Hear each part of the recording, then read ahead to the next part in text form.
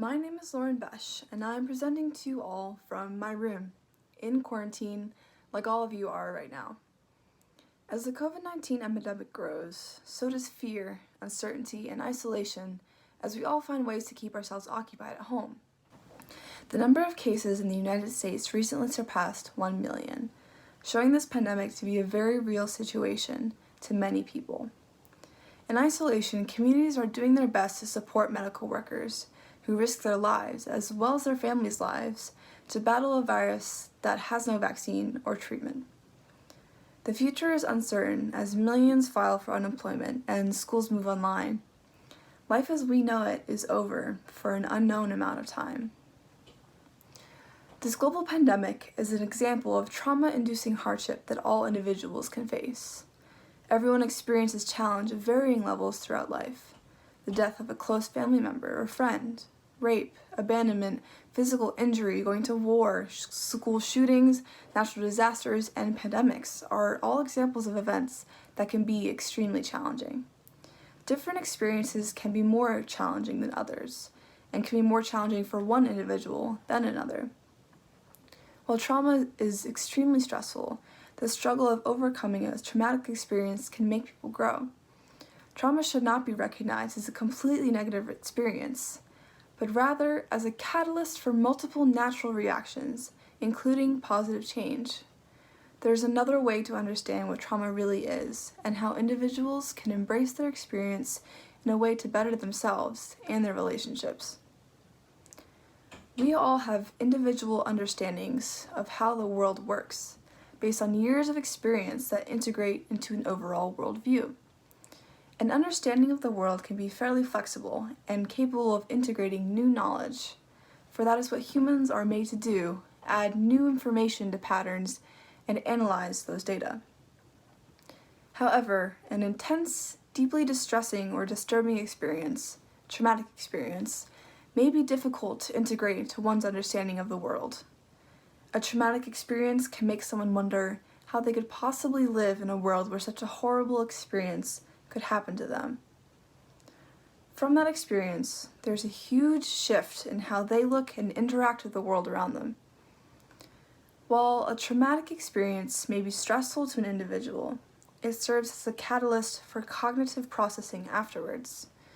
When someone experiences trauma, one of three outcomes can occur. Most commonly associated with a bad experience is the negative outcome, post-traumatic stress disorder, PTSD, a condition of persistent mental and emotional stress occurring as a result of physical injury or severe psychological shock. A negative outcome occurs when someone can't naturally integrate their experience into their understanding of the world, and it shatters their understanding of their life afterwards. As a natural protective mechanism, they rebuild their world in a way as to not experience that same pain again. Triggers can quickly set them on alert and can bring the negative memory flooding back in. PTSD can cause severe anxiety, uncontrollable thoughts, detachment from family and friends, anger or self-destructive behavior, and flashbacks. The second outcome is neutral, that the person can easily integrate their experience into their strong worldview and bounce back from the traumatic experience. This is called resilience. The ability to withstand deeply distressing experiences can be strengthened and developed. Military training is focused on building resilience as to prepare soldiers who are about to face potentially stressful situations. This is a much preferred outcome over developing a negative reaction to trauma like PTSD, but it fails to consider trauma as a catalyst for a positive outcome, which I'm here to talk to you about today. The third, lesser-known outcome was developed by Lawrence Calhoun and Richard Tedeschi in the 1980s, and occurs when a traumatic experience causes a renovation, so to say, of one's understanding. Post-traumatic growth, or PTG, is the process of experiencing positive growth after a traumatic experience. It is measured in 5 domains: new opportunities or possibilities in life, an increased sense of personal strength, a change in relationships with others, a greater appreciation for life in general, and a deepening of spiritual life. Additional growth outcomes include increased perception of self, self-reliance, emotional expressiveness, compassion, and a shift in core values, like priorities and appreciation of life, spiritual development, and developed wisdom. When one's world is shattered by trauma, post-traumatic growth occurs when it is rebuilt with a greater understanding that encompasses more compassion, a greater appreciation of life, and a desire to develop closer relationships with others. A person has to now reevaluate their shattered world in order to accommodate new information, like the increased sense of vulnerability, helplessness, or perceived randomness that trauma brings. That raises deep questions about morality and what life means to that person, which through actively searching for those answers, people experience growth. When considering positive growth in treatment, it does not mean that a patient will not experience suffering. Patients still have to figure out how to survive and cope with the event that has occurred. Positive growth is usually an unexpected outcome of this struggle. Growth after trauma typically presents itself 1 to 2 years after an event, because the emotional processing of the event must occur before growth is made. To help visualize this, picture a vase. You constructed this vase with the clay available to you, with the instruction of your parents, and you decorate it with paints that you found and love. It is whole, and consists of all the things you learned throughout your life. This represents your worldview, your world understanding. Suddenly, your lovely world understanding or your vase gets knocked to the ground and breaks into pieces. What can you do with it now? That vase might remain broken on the floor because you simply don't know how to put it back together. This represents PTSD, a negative outcome to trauma. Or maybe you found a way to glue it all back together. It's practically good as new, although not quite back to its original beauty. Your vase is resilient in that way.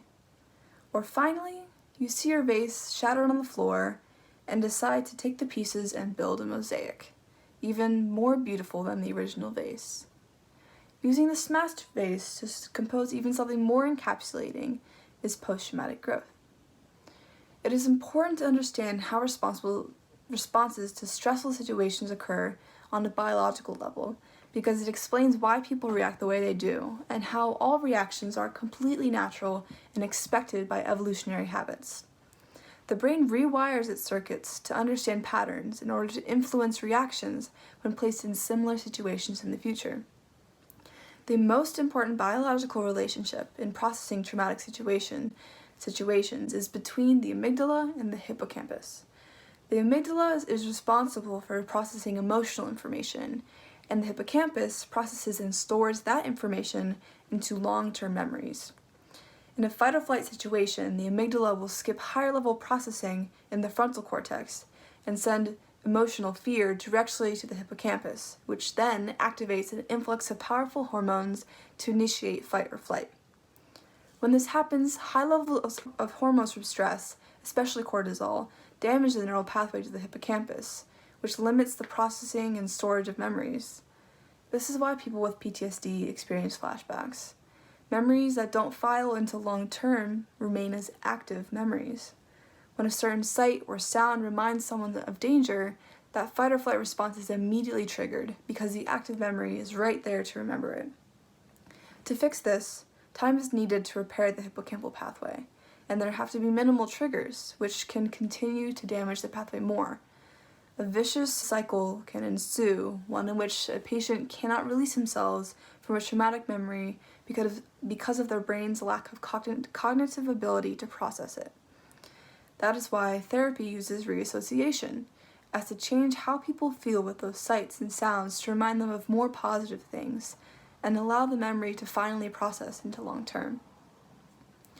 When survivors of traumatic events feel guilty for their actions during an event, it is essential to realize that those actions were determined solely by involuntary survival instincts, not by well-thought-out decisions. There should not be stigma around the treatment of PTSD, for all that it is the body's natural way of protecting itself.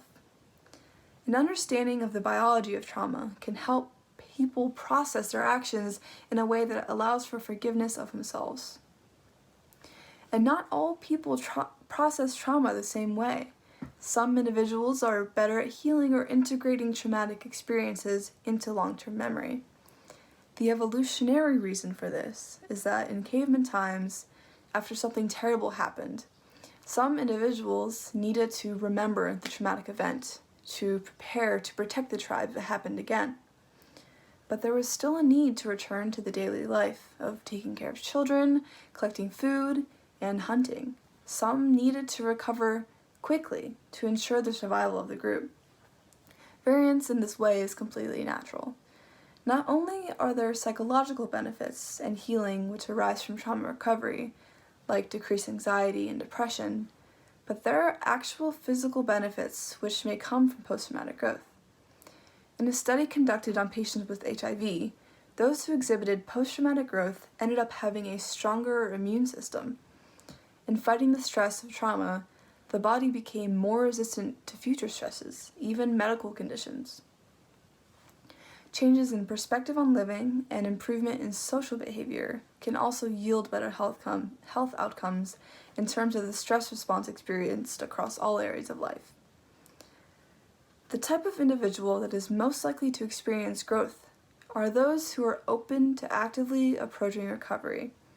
There actually exists a relationship between post-traumatic growth and the Big Five personality dimensions. These dimensions are extroversion, neuroticism, agreeableness, openness, and conscientiousness. Extroversion was found to be the chief predictor of the development of post-traumatic growth. What most strongly tied extroversion to positive changes was the coping variable. Those who approached coping mechanisms more openly had greater results, and the personality trait that tended to define an openness to coping was extroversion. Furthermore, extroverted people tend to have a wider support system, which is very important in promoting post-traumatic growth. Trauma often doesn't impact a singular person, and it can actually be an equalizer of society. The current pandemic is affecting billions of people around the world, yes, on varying levels, but we are all trying to overcome the same problem. Charles Fritz, a war strategist, said that existential threats to society erase the importance of class, income, race, or other individual differences and create more opportunities for individuals to serve the group, in turn helping people find a sense of value, connectedness, and purpose. Post-traumatic growth doesn't just show in individual people, it can actually show in entire communities of people through communal coping. Communal coping is defined as a process in which a stressor is perceived as our issue and is acted upon within a group or community. The communal coping scale defines 5 areas of collective strategies of engaging with trauma: emotional, informational, and altruistic social support, emotional expression, positive reappraisal, distraction, or inhibition or avoidance, and group isolation. Within these areas observed in the study, some strategies are considered adaptive and connect significantly to social well-being and post-traumatic growth. In studying these collective coping mechanisms, it was found that during wartime, suicide rates dropped by 50%, and in peaceful areas of the country, depression rates increased. When people are actively engaged in a cause, even if that's fighting a war, their lives have more purpose, and this results in better mental health. Human beings need 3 basic things in order to be content. They need to feel competent at what they do, they need to feel authentic in their lives, and they need to feel connected to others. These values are considered to be intrinsic values, and that they most directly impact human happiness because of the individual control over these values. Intrinsic values outweigh extrinsic values like wealth or beauty or other social standards. For many people, as Junger said, war feels better than peace and hardship and can turn out to be a great blessing. Humans don't mind duress. In fact, they thrive on it. What they mind is not feeling necessary." End quote. In Chile, Colombia, and Spain, it was found that more collectivistic countries presented more post-traumatic growth because of the support systems that are inherently built into their culture. The opposite is observed in more individualistic countries like America, which has a tendency towards isolation and loneliness, with less access to widespread social support systems. When someone acknowledges another's emotions, it adds meaning to their experience, and the receiver of that acknowledgement feels that their struggle is worth something. Everyone can benefit from finding a way to rewrite their experience following a traumatic event, for each event can be rewritten in a way that creates a more fruitful life. Not only is this social isolation difficult for mental health, but it is physically detrimental. Isolation can cause depression, poor sleep quality, impaired executive and cardiovascular functioning, accelerated cognitive decline, and impaired immunity at every stage of life. Being in isolation, even though it may not be the least taxing aspect of the coronavirus, is still difficult, no matter where someone is in the world. For that reason, the idea of post-traumatic growth in this unprecedented situation is more important than ever. There is now a window of opportunity to focus on individual and community improvement. Turning the hardship of this worldwide pandemic into something meaningful is a significant way to both minimize the trauma and move through it positively. When faced with a challenge, hope can be the one thing that propels someone to face it head on, and power to actively go through suffering can make someone grow. Lives have been changed by this virus, but without a doubt, from this experience, we all have a much greater appreciation of what life can be when we're free, safe, and connected to our loved ones. There are a number of things we can do to promote growth, or at least improve personal happiness during the COVID-19 pandemic. First, and most importantly, try to stay connected. Because post-traumatic growth depends largely on the support system a person has, reaching out and creating a support system through technology or any other method will improve overall well-being. Staying connected also means staying informed. By learning about the virus, it is a reminder of the purpose of every individual's actions. Finding purpose within isolation during this time adds meaning to one's individual actions on behalf of the whole community and can make this time much more fulfilling for an individual. Once coming to terms with what the current situation means for daily life and finding meaning within that, it is much easier to find joy and appreciation of life within our difficult experience.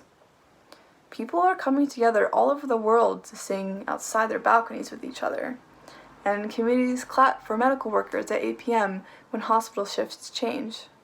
There are ways to give to others during this time especially. Help those most at risk by making masks, donate blood, or at minimum truly follow social distancing guidelines. These are all examples of connecting with other people and increasing systems of social support. These connections greatly improve communal coping and active engagement with overcoming a traumatic period of time. Post-traumatic growth is not about lessening the struggle. It's about actively embracing hardship to come out of the situation stronger, with enhanced values, deep appreciation, maybe increased spirituality, and a strong support system to guide the rebuilding of a world understanding. This pandemic is one of the many challenges that humans will face in the upcoming years, and to overcome adversity, trauma, and how one reacts to it needs to be rewritten. All these things bring depth and meaning to the human experience, and create a world where trauma is not one's downfall, but rather one's motivation. Thank you.